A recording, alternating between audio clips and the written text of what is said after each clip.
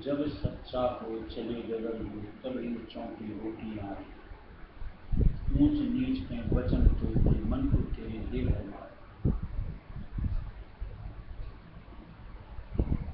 ये मंडल जो उनका यानी काल का माया है, ये अपने देश को हमेशा आबाद रखना चाहिए। और कोई भी सूरत जब मालिक की शरण में जुड़ती है, ये बड़े चौकन्ने होकर के उनको तरह तरह से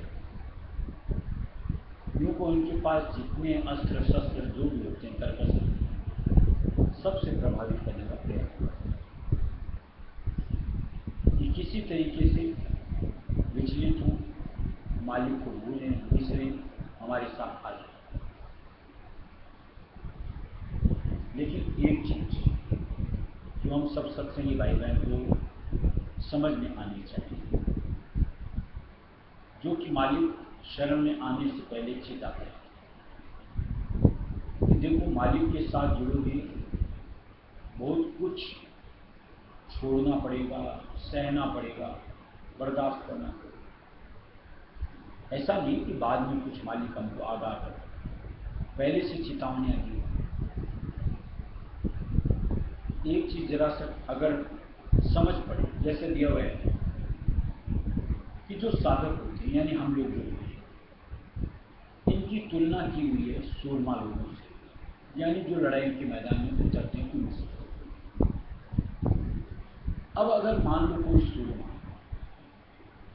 यानी कोई एक सिपाही अब कोई लड़ाई से भय खाता रहेगा,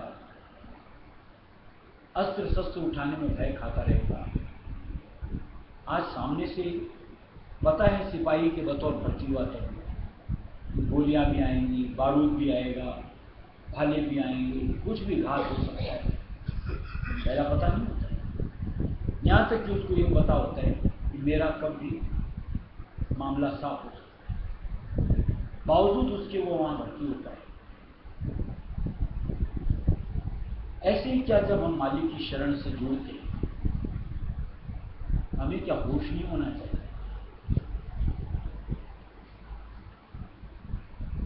और ये जो हम लोग जरा जरा सी चीज में उनके वार के सामने अपने आप को निर्मित कर लेते हैं, परास्त हो जाते हैं, हताश हो जाते हैं, निराश हो जाते हैं। ये क्या है?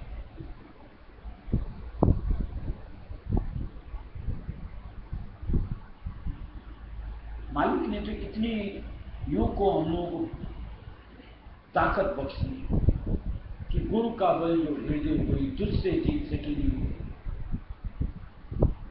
तो मालिक का बल लो तुझसे कोई नहीं जीत सकता। फिर किस चीज में विचलित होना चाहिए? क्यों हथियार समर्पण कर देना चाहिए? देखो जूझना तो पड़ेगा, चाहे इंद्रिय भोगों से कहो जो सामने प्रस्तुत होती रहती है, मुझे उधर अपनी तवज्जो नहीं दी। अगर जरूरत है तो जरा सा जितने से गुजर हो उतना लेना, नहीं तो नहीं लेना। ऐसा नहीं कि कोई आया शुद्ध बुद्ध भूलिए टूट पड़ो, ये सत्संगी का रवैया नहीं। ऐसे ही जो विकारों का प्रभाव होता है, चेतन होना चाहिए। कोई भी अंग जब हमारे में उभरने लगता है एहसास जरूर होता है, तो क्या उसको कंट्रोल नहीं करना चाहिए या उसके प्रवाह में बह जाना चाहिए? तैश में आके यही भूल जाना कि मैं एक सत्संगी हूं,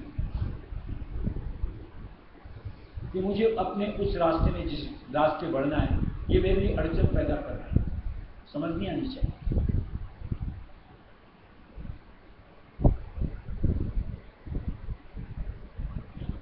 ऐसे मान लो ये दुनिया का संग जो खाता रहता है, कहीं मन को विचार नहीं होता कि ये संग मेरे लिए मुफीद नहीं है, इससे कहीं ना कहीं मेरी वृत्ति डाइवर्ट होती है, तवज्जो मालिक की जगह इधर चली जाती है।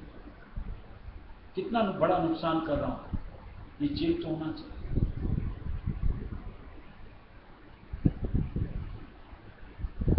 और ये चेत तब होता है जब आप अपने से, जैसे दोपहर सत्संग में बात की, गुरु स्वरूप को जोड़ करके चलो, अंतर से हर वक्त राया सुनी सुमिरते चलो, तो ही मुमकिन होता है। और जहां थोड़े से अचेत होते हैं, फिर तो देखो इनका सिलसिला इतनी स्पीड के साथ बढ़ता है।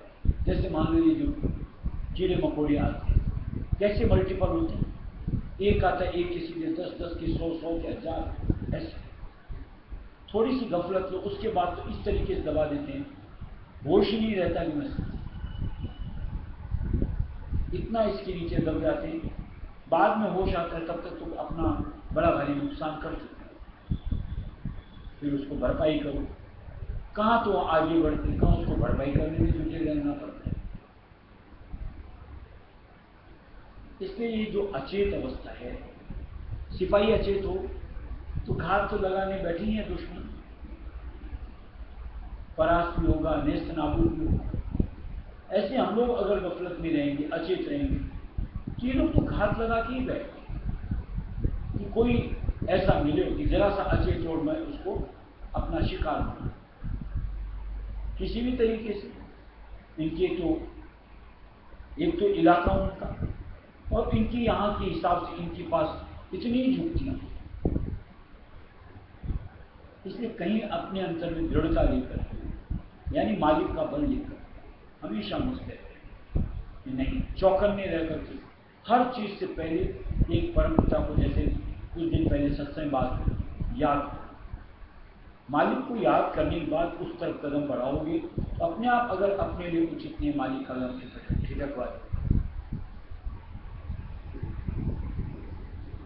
अगर उनको याद ही नहीं करोगे तो फिर तो मन हावी होता है, प्रलोभन के साथ में सामने दिखना शुरू है, आह क्या चीज है, कैसे नहीं मिले, इतना मिल रहा है, वो हो रहा है, खा लो। कभी विचार करो कि मालिक से कितनी दूर निकल चले जाते हैं। कहाँ तो जहाँ की रफ्तार आगे बढ़ती तो मंजिल तय होती, और कहाँ पीछे निकल गए फिर कूदने आ जाना पड़ता है। इसलिए एक समझौते के साथ जहां से अपनी समझ आ जाती है, जिंदगी की रूपरेखा निर्धारित होनी चाहिए। अब तो मालिक की याद के आधार से इस तरह से, इसके अलावा और कोई तरीका मुझे गवारा नहीं, पसंद नहीं, चलना नहीं। तब कहीं जाकर के छिटकाव आता है, यानी उल्टी दिशा जाने से अपने आप को रोकना। जहां आप कुछ सोचते ही नहीं हो, विचार नहीं करते हो, कुछ निर्धारित ही नहीं करते हो, तो ये तो फिर भरमना, संशय किसी भी तरीके से दिमाग के ऊपर हावी होकर के कुल बनाने इनके कीड़े शुरू हो जाएंगे, यानी विकार का स्वरूप लेकर के हमारा नुकसान कर देते। इसलिए विचार एक हमेशा अपना रहना चाहिए। अब मालिक ने जब दया करी है, सत्संग का साया मिल गया, बस अब और नुकसान नहीं। इधर चलना है चाहे धीरे ही बढ़ना, कोई तकलीफ नहीं, लेकिन वापस उलट करके उधर यानी मालिक से दूर अब नहीं चलना। ऐसे अंतर को बनाई जाएंगे तब कहीं जाकर के अपनी स्थिति मजबूत होगी। सतगुरु समरथ हम पाया, सतगुरु समरथ हम पाया, हमारा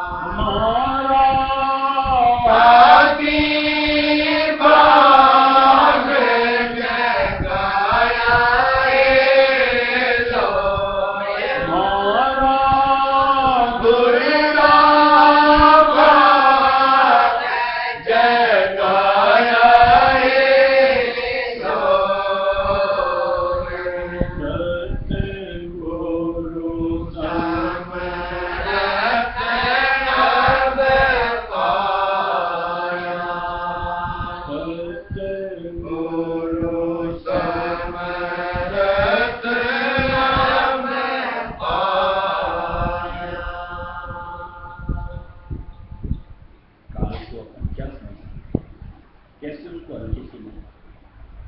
सत्य पुरुष की ये अंश है।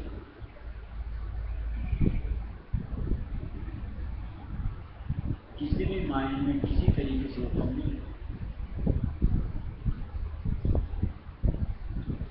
ऐसी युग और चालाकी के साथ उसने अपनी रचना को रचा हुआ है कि अपने ऊपर दोषारोपण लेता ही है।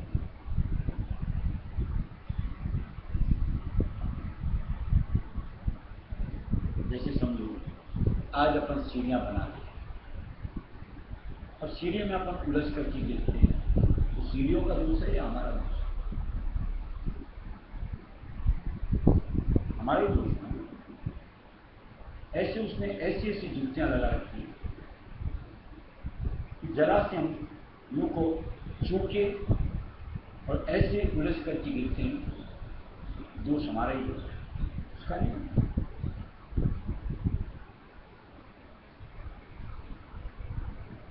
हम जीवों के साथ एक एक के साथ किसकी क्या कमी है भली बात जानते हैं, और जो जो कमियां हैं जिस चीज की, उसके सन्मुखता में वो वही चीजें प्रस्तुत करते हैं।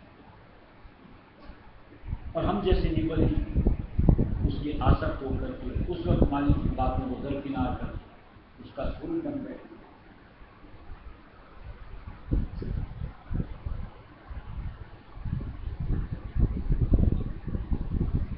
देखिए ऐसा दिया है।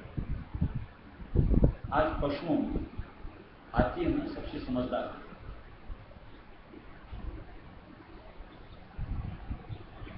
जैसे आसाम वगैरह में नदी पार कराते हैं तो पहले नाव के ऊपर अपना एक पांव रखता है, मेरे वजन को झेल पाएगी कि नहीं झेल पाएगी। उसको लगता है यहाँ झेल पाएगी तो उसमें सवार होता है, पार होता है, और उसको लगता है नहीं मेरा वजन नहीं झेल पाएगा, पीछे हो जाता है। इतनी समझदारी, लेकिन उसमें दिया काम उनका इतना वेग होता है, और उसको पकड़ने वाले अपने कब्जे में करने वाले क्या करते हैं, जंगल के अंदर में खड्डा और उसके ऊपर पुआल लगाते हैं और उसके ऊपर एक नकली हथनी बना करके खड़ी कर देते हैं। काम के वेग में आता है, आओ देखता ना ताओ गया। अब दोष खड्डे का है या उसके उस अंग का है? अब कोई बोलिए खड्डा क्यों खोदा गया? अरे खड्डा तो खुदा था, तेरे को तो अपनी हिम्मत ही लगानी चाहिए थी कि आखिर क्या माया है। जैसे रामायण वगैरह में पढ़ते हैं, अब वो सीता जी को सोने का हरिणी दिख गया। अब अगर इंसान है तो इतना बुद्धि होना चाहिए, सोने का हिरण भी हो सकता है क्या जो उसके पीछे निकल पड़े?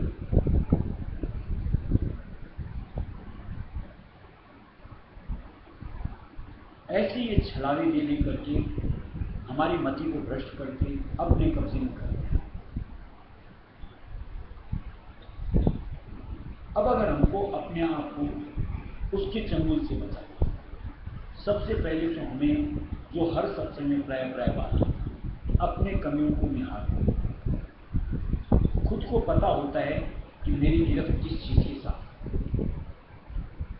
उसके ऊपर अपने आप को चौंकाना और उसको मालिक से मदद की गुहार करके अपने से परे करने का प्रयास।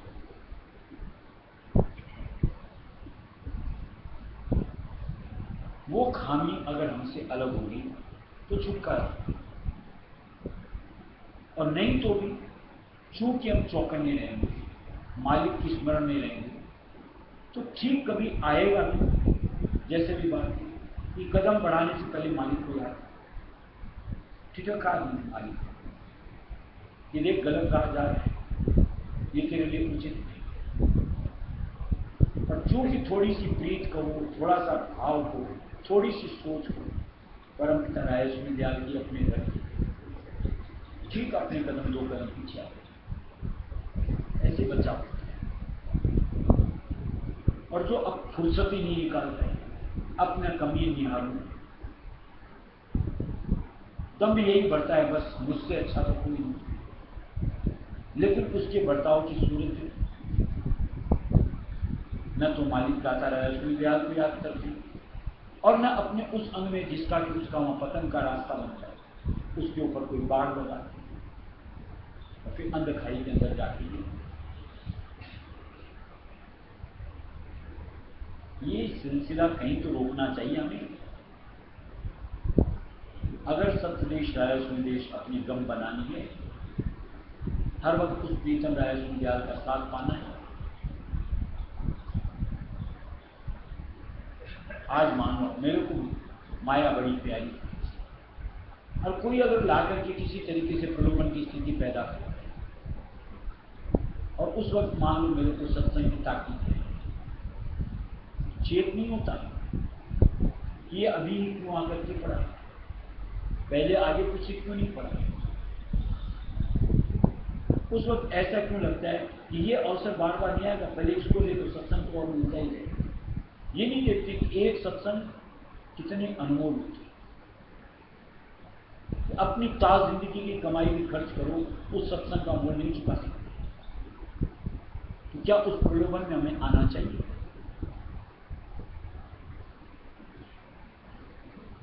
यानी खुल करके दाव काल का एक समझ में आना चाहिए कि काल ने फेंक दिया पास ना, मुझे तो कदम बढ़ाना ही नहीं, मेरे भाग्य में होगा, मालिक को देना होगा तो ठीक है, सत्संग में बाद आकर के इस चीज को निपटेंगे, अभी तो चित्त मालिक के चरणों में।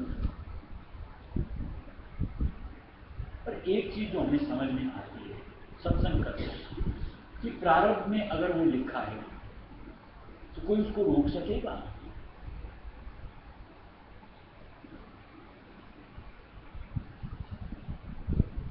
और अगर नहीं लिखा है तो क्या आप उधर बढ़ोगे तो उसको हासिल कर लोगे?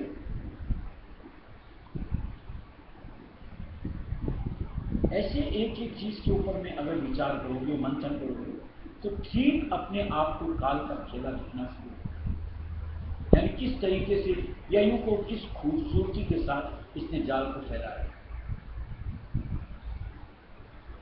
तो अपने ऊपर दोष भी नहीं और बड़ा यूं को साइड खड़े होकर खिल्लियां उड़ाते हैं। तो जिनको आ गया है ये नमूना तो भाग कहीं अंतर का चेत सत्संगी हैं, बतौर सिपाही मुस्तैद अपने आप कि उनके किसी भी दाव से हमको अपने आप को बचाना, उसके वार को फेल करना और अपनी तरफ से प्रत्याक्रमण करना। ये तरीका होता है अपने आप को संभाल करके, फतेह करके ये अपने आप को आगे कर सकते हैं।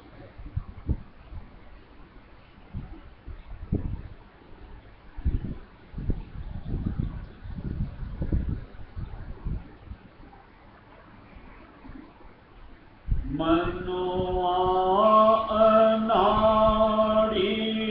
को समझा क्यों करे हमारी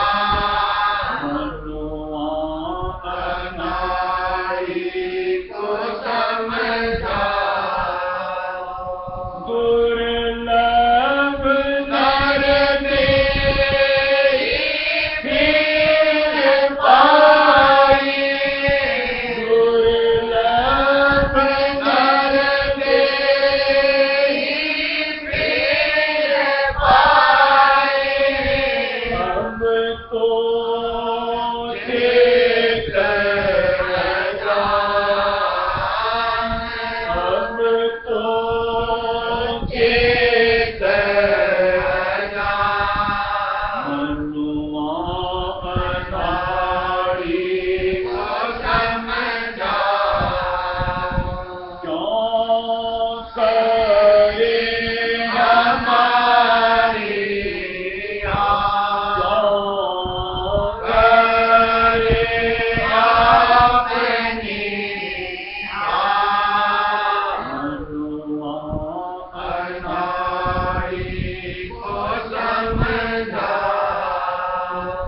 शब्द शोर नित घट में होता शब्द शोर नित घट में होता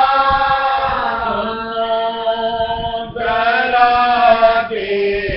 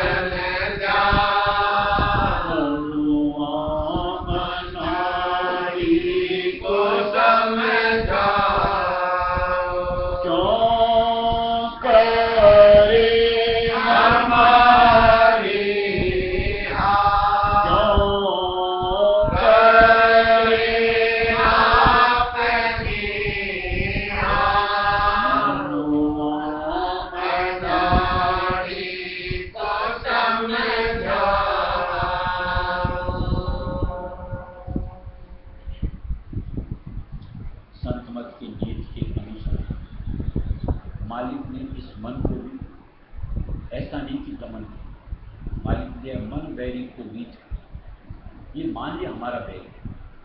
आज तक हमको इसने हमेशा गलत राह ही सुनाई, लेकिन अब अपने आप इसको अपना दोस्त बना कर समझा करके, बुझा करके, मालिक की शरण से जोड़ करके, सेवा में लगा किसी तरीके से इसको अपना दोस्त क्या दिया बात कि आज ब्रह्मांड तक तो हमको इसकी ही सवारी करते हैं। अगर किसी को आप अपने से अलग हटाना चाहते हैं, इन्हें मन को तो एकदम देरी करना, न इसको खाना, न पीना, न इसको विषय दो, कुछ नहीं देना, तो आज सवारी किसके साथ करोगे? यहाँ से वहाँ तक अपने आप को पहुँचाओगे।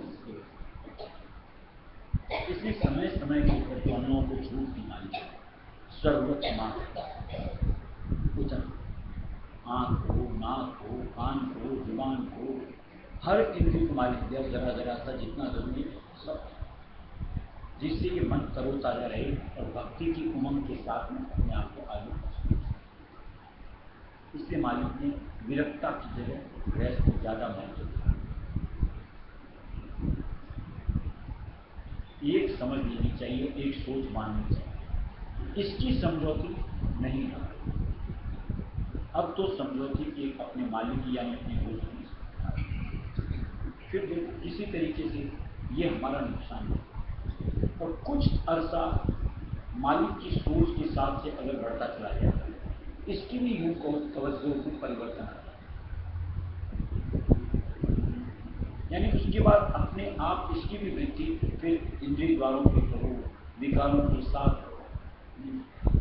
फिर अपने आप इसको भी चाट लेती है।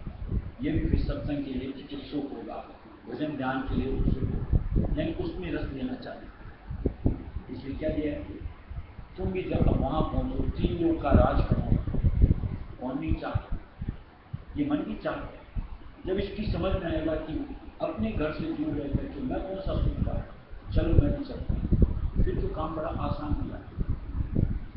और निश्चित तौर से ये भी अपने आप को अपने भंडार में लेना चाहिए। इसका भी तो यूँ कहो हमेशा के लिए विचार होता है कि एक सूरत के साथ ही इसका हमेशा का छुट्टा वहाँ पर अपने भंडार में ही इसलिए कहीं बैठ करके धीरज के पेशेंस के साथ मन से अपने आप को जूझना है, समझाना है, बुझाना, फिर देखो स्थितियाँ परिवर्तित होती, यानी हमारी माकूल